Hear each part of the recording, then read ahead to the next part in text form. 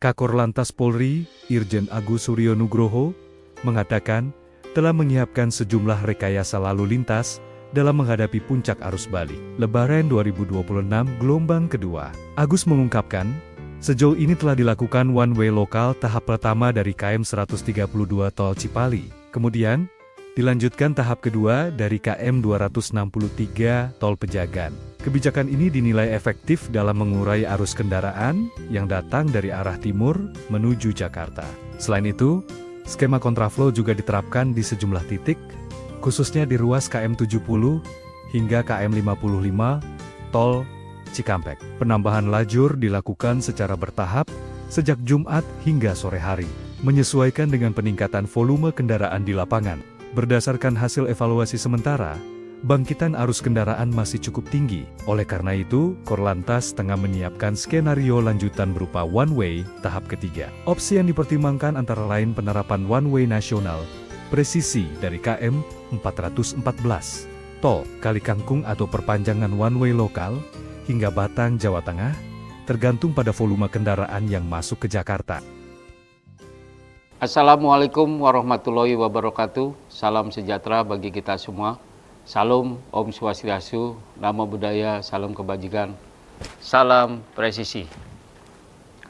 Kepada seluruh masyarakat Indonesia, pada hari ini Kamis tanggal 26 Maret 2026, saya selaku Kepala Biro PID Divisi Humas Polri, dalam hal ini sebagai Kasatgas Humas Operasi Ketupat 2026, menyampaikan laporan terakhir pelaksanaan Operasi Ketupat 2026. Berdasarkan surat telegram Kapolri nomor STR 688 3 Romawi Ops 11 2026, terhitung mulai tanggal 25 Maret 2026 pukul 24.00 WIB, Operasi Kepolisian Terpusat dengan sandi Operasi Ketupat 2026 dinyatakan selesai. Selanjutnya, Polri tetap melanjutkan pengamanan melalui kegiatan rutin yang ditingkatkan atau disingkat KRYD hingga tanggal 29 Maret 2026, dan seluruh personil Polri akan tetap disiagakan di lapangan untuk menjaga situasi Kaptimas agar tetap aman dan kondusif. Secara umum, arus mudik dan arus balik Lebaran 2026 berjalan aman, tertib dan terkendali, meskipun terjadi peningkatan mobilitas masyarakat yang sangat tinggi dan terjadinya peningkatan volume kendaraan dibandingkan tahun 2025.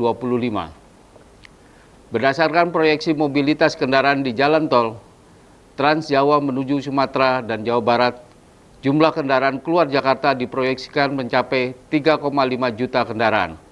Sementara kendaraan yang kembali menuju Jakarta diproyeksikan mencapai 3,4 juta kendaraan.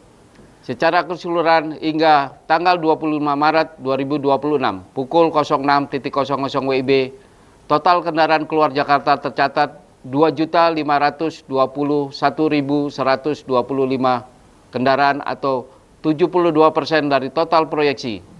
Sedangkan kendaraan yang masuk Jakarta mencapai 1.958.838 kendaraan atau 57,71% dari total proyeksi. Artinya, masih terdapat sisa arus balik sekitar 42,29% yang diprediksi akan terjadi pada gelombang kedua tanggal 28 hingga 29 Maret 2026. Untuk itu, Polri akan terus siaga melalui kegiatan rutin yang ditingkatkan. Puncak arus mudik terjadi pada tanggal 18 Maret pukul 06.00 WIB hingga 19 Maret 2026 pukul 06.00 WIB dengan jumlah 270.315 kendaraan atau meningkat 4,62% dibanding tahun 2025. Angka ini menjadi puncak arus mudik tertinggi sepanjang sejarah. Sementara puncak arus balik terjadi pada tanggal 24 Maret 2026 pukul 06.00 WIB hingga 25 Maret 2026 pukul 06.00 WIB dengan jumlah 256.338 kendaraan, meningkat sekitar 14,68% dibanding tahun 2025. Kelancaran arus lalu lintas tidak terlepas dari strategi manajemen rekayasa lalu lintas yang dilakukan secara dinamis dan berbasis parameter mulai dari kontraflow bertahap dari kilometer 36 hingga kilometer 70, one way lokal presisi dan one way nasional.